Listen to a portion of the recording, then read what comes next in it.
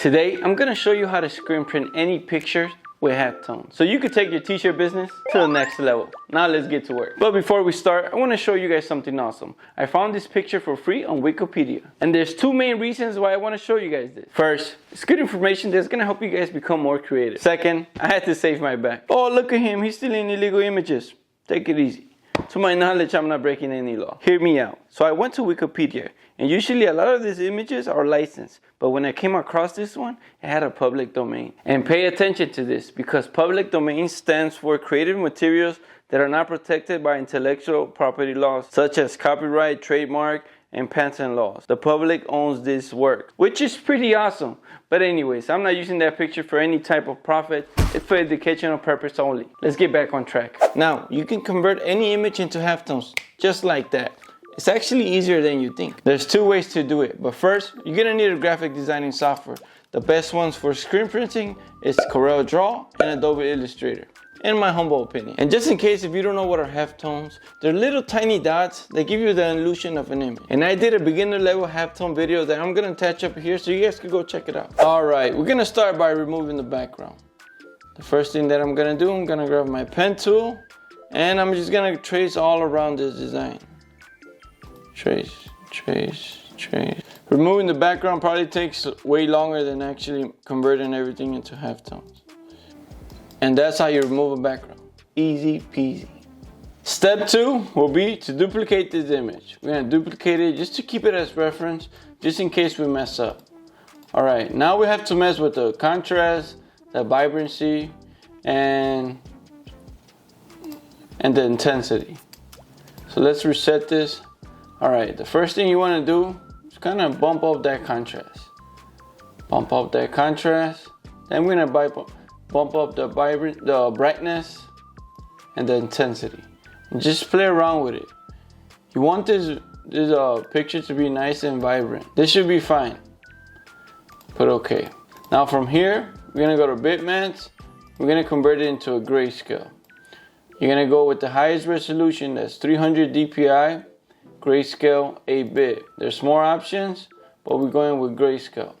And just press OK. That's what we got so far. From here, there's two ways to convert that image into halftones, but we're gonna start with the manual way. Okay, so we're gonna click the image, and it's super easy. We're gonna go to Effects, we're gonna go to Color Transforms, and we're gonna put halftone. And right here, the only thing you wanna focus is on this ratios right here. Don't focus on anything else but the ratios, the maxed out ratios. Let's get a little closer. So, the bigger the ratios, the bigger the halftone. The smaller the ratios, the smaller the halftones. So we're gonna play around with it until we're happy with what we wanna get. I think a 4 will be okay. 4, yeah, 4 looks good. 4 looks good, nice and clear. Let's see over here. Everything is okay. Not too bad. I think 4 is okay. We're gonna stay with 4. Now from here, let's see. We're gonna convert this again. We're gonna go to bitmaps, convert, but now we're gonna convert this into black and white, 1-bit. Boom. Just look at that. Super easy to convert this into halftones.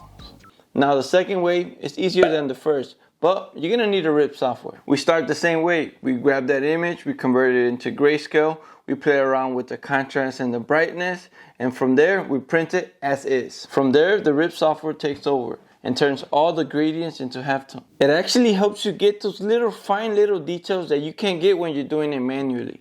But the question is, do I need a RIP software? If you're halftone printing once a week, then the answer is probably no. But when you start printing at least 3 to 4 times a week, then it comes very handy, especially if you're printing high quality details for customers. So halftones are sensitive. One wrong move and things could go sideways real quick.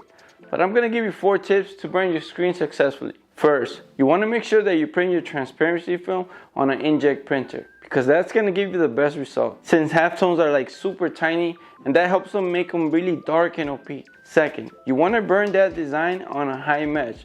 For a project like this, I will stay between 230 and 280. But for this design, I'm using a 260. just to be on the safe side. Now, when you finish exposing your screen, try to take it right away to the washout booth and rinse it front and back so the emulsion can stop exposing. And let it sit there for a good 30 to 45 seconds. It's gonna soften up the emulsion. So when you start washing off that design, you won't have to add extra pressure to the screen. And like I just mentioned it, halftones are very sensitive. So don't stay in the same position for too long because you will pop those little dots out. And the last tip, try to dry those screens quick. As soon as you finish double checking your work, rinse them out and put them in front of a fan. Because the emulsion is still soft and it can still be slimy. So it can smear off and cover those halftones. So to avoid those problems, try to dry it quick. Now, I hope everything came out great. And the only way to find out is by printing. So let's set this up.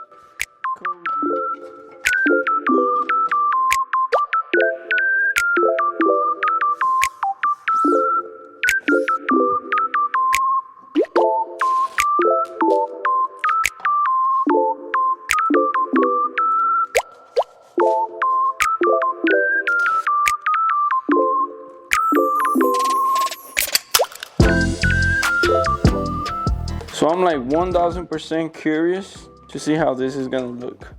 I was gonna try it with black ink, but I'm like, I wanna try navy. Navy's super dark, so let's see how it's gonna look. Ooh, that was pretty easy, to be honest. Now let's double check to make sure that our setup is ready to go. The first thing that I like to check is my off contact. That's the distance between the screen and the platen. A good off contact is between 1/16 of an inch to 1/8 of an inch. And here's why the off contact is very important.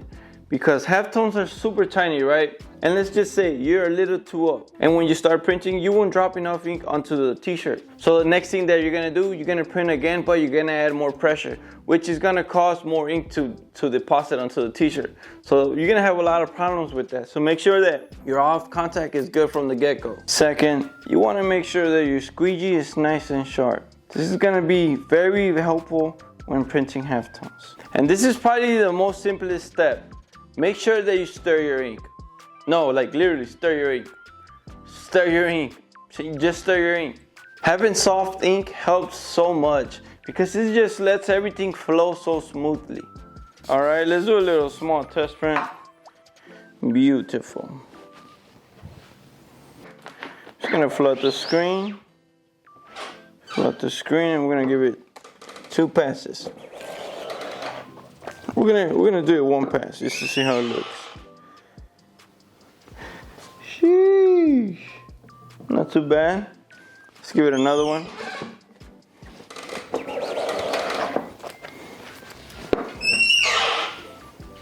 Okay. Now I'm gonna try pushing the ink just to see how it looks. How's the outcome? I'm gonna try one first. Not too bad. Not too bad. I'm gonna give it 2 passes. Think I gave it too much pressure. That's why it kind of covered some of the detail. But it's not too bad still. So the test prints came out pretty decent. Now let's do an actual t-shirt. But I don't want like a regular front print. I want like a side print. So we're gonna do something kind of weird. Let's see. And I got the best results by pulling my ink. So we're gonna pull the ink twice.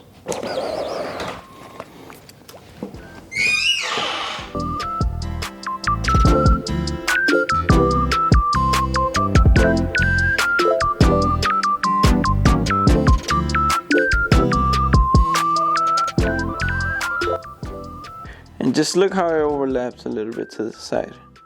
It's pretty awesome, pretty awesome. It probably would have looked better with black ink, but still looks nice. I like it. Tell me, what do you guys think? And that's just one way of printing halftones. Now, we're gonna print a full picture using the same steps, but we're gonna use a RIP software. Let's go.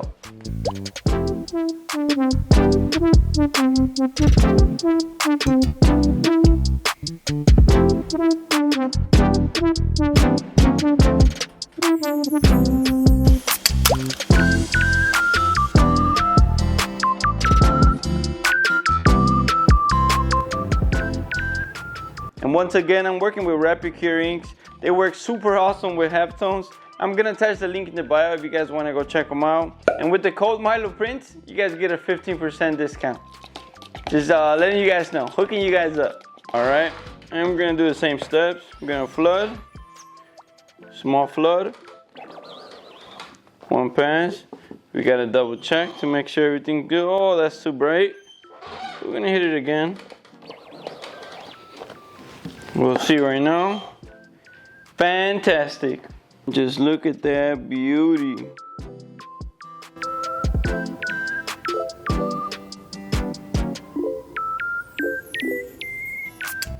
What do you guys think?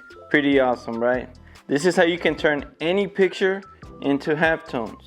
This is one way to do it. This is another way to do it. And this is probably the hardest. This one's called CMYk, but it is all halftones. And here's the beautiful thing, guys. The more you practice halftone printing, the better you get at it. The better that you get at it, the more that creative you get.